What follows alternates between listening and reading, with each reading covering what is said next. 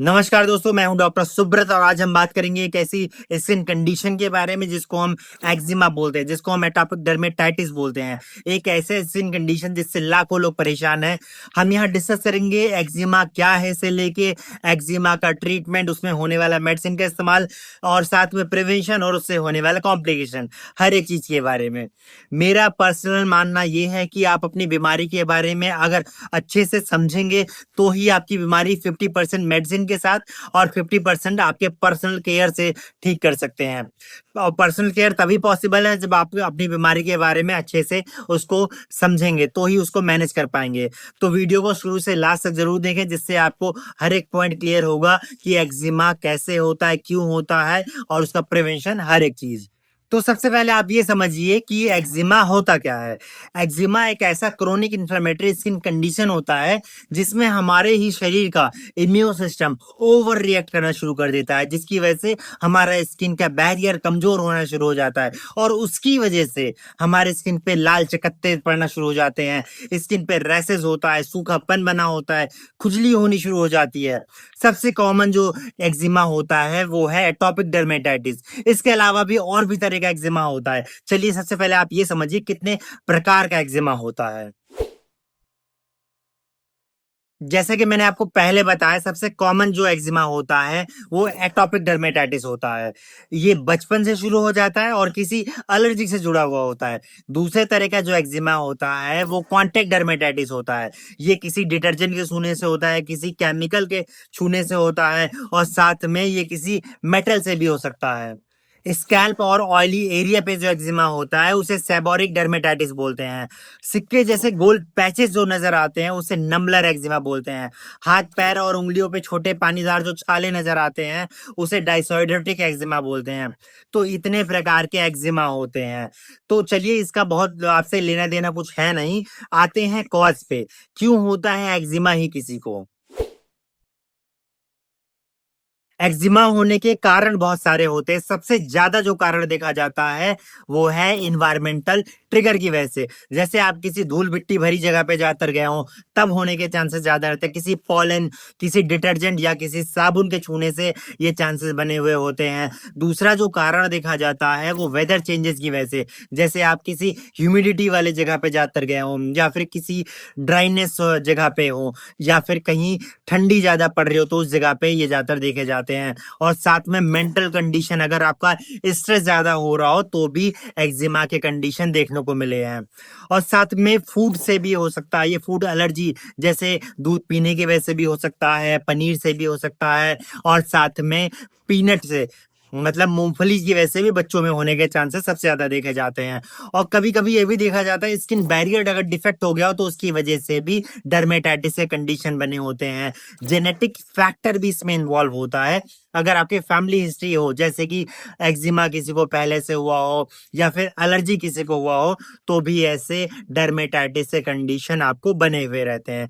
चलिए अब आते हैं इसके लक्षण पे। सिम्टम क्या देख के आपको पता लगाएंगे कि आपको एक्जिमा है या रिंगवॉर्म है, मतलब दाद है, या फिर सोरियासिस है, क्योंकि सारे लक्षण लगभग एक जैसे दिखते हैं लेकिन है तीनों बहुत ही डिफरेंट चीज। एक्जिमा के कंडीशन में पेशेंट को लगातार खुजली होती है। जहां पे एक्जिमा हुआ है वहां पे लाल चकत्ते पड़ जाते हैं और वो चकत्ते सूखे होते हैं, उस पे रैसेस होती है, खुजली होती है और लगातार स्केलिंग होती जाती है। ज्यादातर क्रोनिक कंडीशन में स्किन मोटी होती जाती है। बच्चों में खासकर ये चेहरे पे होता है, हाथ में होता है, पाँव में होता है। और बड़ों में जो जगह होता है वो है एल्बो का एरिया। स्किन की खासकर ये गर्दन के एरिया में होते हैं और साथ में जो घुटने हैं, घुटने के निचले एरिया में ये ज्यादातर देखा जाता है। चलिए अब आते हैं इसके डायग्नोसिस पे, कैसे इसको क्लियर करेंगे कि ये एक्जिमा ही है। एक्जिमा के क्लियरेंस के लिए हम पेशेंट से कुछ डिटेल हिस्ट्री लेते हैं। जैसे उसका एलर्जिक कंडीशन हम पूछते हैं, उसकी फैमिली में किसी को तो हुआ नहीं है, ये सारे कंडीशन पूछते हैं, या फिर उसको तुरंत हुआ हो, ये सारा चीज जानने की कोशिश करते हैं। कुछ क्लिनिकल एग्जामिनेशन करते हैं जैसे रैश डिस्ट्रीब्यूशन। और साथ में ज्यादातर जरूरत ब्लड टेस्ट की होती नहीं है, लेकिन अगर जरूरत होती है तो हम आईजीई लेवल देखते हैं, वो ज्यादातर इस कंडीशन में बढ़े हुए होते हैं। पैच टेस्ट की जरूरत पड़ती है, ये तब पड़ती है किसी को अगर केमिकल या कॉन्टैक्ट डर्मेटाइटिस हुआ तो उस कंडीशन में इसकी जरूरत पड़ती है। और कई बार डाउटफुल कंडीशन में स्किन बायोप्सी की जरूरत पड़ती है, लेकिन ज्यादातर ये क्लिनिकल एग्जामिनेशन से ही क्लियर हो जाता है। चलिए अब आते हैं एक्जिमा के ट्रीटमेंट के ऊपर। एक्जिमा का जो ट्रीटमेंट है पेशेंट टू पेशेंट वेरी करता है, डिपेंड करता है किसको किस टाइप का इन्फेक्शन है, किसको कितना क्रोनिक इन्फेक्शन है। ज्यादातर केस में हम पेशेंट को टॉपिकल कॉर्टिकोस्टेरॉइड क्रीम देते हैं कि पेशेंट का इन्फ्लेमेशन वहां पे कम हो जाए, और साथ में टॉपिकल कैल्सिन्यूरिन इनहिबिटर देते हैं, जैसे टेक्रोलाइमस हुआ, पाइमेक्रोलाइमस हुआ, ये सब लगाने को हम देते हैं। साथ में एंटी हिस्टामिन ड्रग देते हैं जिससे कि पेशेंट की खुजली को कम किया जा सके। अगर पेशेंट को प्राइमरी इन्फेक्शन से सेकेंडरी इन्फेक्शन हो गया हो तो हम उसमें एंटीबायोटिक चलाते हैं, डिपेंड करता है किस टाइप का उसको सेकेंडरी इन्फेक्शन हो गया हो। सीवियर केस में हम फोटोथेरेपी करते हैं और साथ में सिस्टेमिक ड्रग इस्तेमाल करते हैं, जैसे साइक्लोस्पोरिन और मेथोट्रेक्सेट। तो ये सारे मेडिसिन का इस्तेमाल हम एक्जिमा के कंडीशन में पेशेंट को करते हैं। और साथ में सबसे ज्यादा पेशेंट के लिए जरूरी है कि वहां पे जहां पे एक्जिमा हो रखा है वहां पे मॉइस्चर हमेशा बना के रखे, वहां कोई फेस क्रीम लगाना है जो वहां पे नमी बना के रखे, या कोई ऐसा ऑइंटमेंट जो खासकर वहां पे नमी को रोक के रखे, सूखापन ना बना रहे। चलिए अब आते हैं इसके प्रिवेंशन के ऊपर, जो उसकी मेडिसिन के साथ साथ सबसे जरूरी चीज होता है।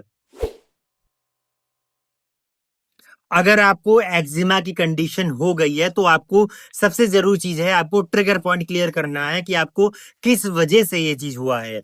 जैसे आपको धूल मिट्टी से हुआ हो, या फिर पॉलन से हुआ है, साबुन से हुआ है, जिस वजह से हो रहा है वो वजह आपको आइडेंटिफाई करना है और उसको अवॉइड करना है। वो चीज आपको नहीं छूना है, वहां नहीं जाना है, ये सब ध्यान देना है। अच्छे से हाइड्रेशन बना के रखना है, बहुत ज्यादा पानी पीना है। आपको अगर किसी वेदर से हो रहा हो, जैसे आपको किसी सूखे मौसम के कारण हो रहा हो, तो उस मौसम में आपको अच्छे से मॉइस्चराइजर का इस्तेमाल करना है। तो ये सारे कंडीशन आपको खुद से आइडेंटिफाई करके अप्लाई करना है कि किस वजह से आपको हुआ है। और साथ में स्ट्रेस की वजह से भी देखा जाता है, तो उस कंडीशन में स्ट्रेस आपको हो या ना हो फिर भी आपको योगा या मेडिटेशन इसके एक्जिमा की कंडीशन में करना बहुत ही जरूरी है।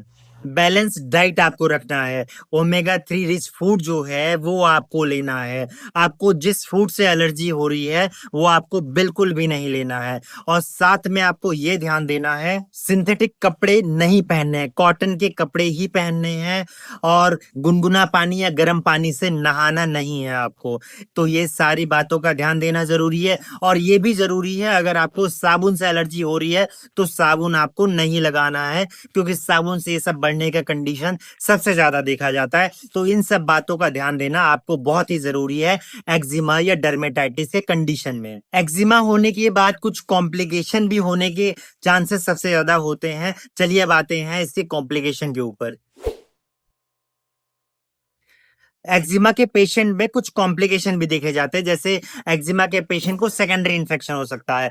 मतलब आपका एक्जिमा तो प्राइमरी इन्फेक्शन है, लेकिन अगर वही एक्जिमा आपका किसी दूसरे इन्फेक्शन में बदल जाएगा तो हम उसको सेकेंडरी इन्फेक्शन बोलते हैं। तो आपका प्राइमरी इन्फेक्शन एक्जिमा किसी सेकेंडरी बैक्टीरियल इन्फेक्शन में बदल सकता है, किसी वायरल इन्फेक्शन में बदल सकता है। इसके अलावा आपको फिजियोलॉजिकल इम्पैक्ट भी पड़ता है, जैसे आपको स्ट्रेस हो सकता है, स्लीप डिस्टरबेंस हो सकता है खुजली होने के कारण, आपको डिप्रेशन भी हो सकता है। तो ये सारे कंडीशन भी पेशेंट में नजर आना शुरू हो सकते हैं। तो एक्जिमा क्रोनिक स्किन कंडीशन है जिसको सही ट्रीटमेंट और पर्सनल केयर से आप इसको पूरी तरह से ठीक कर सकते हैं। अगर किसी भी तरह का इंफॉर्मेशन आपके दिमाग में हो जो कि मैंने आपको यहाँ पे ना बताया हो, तो आप कमेंट बॉक्स में कमेंट करके आप हमसे पूछ सकते हैं। अगर आपने चैनल को सब्सक्राइब नहीं किया हो तो चैनल को करें सब्सक्राइब, वीडियो को करें लाइक। मैं हूं डॉक्टर सुब्रत, थैंक यू।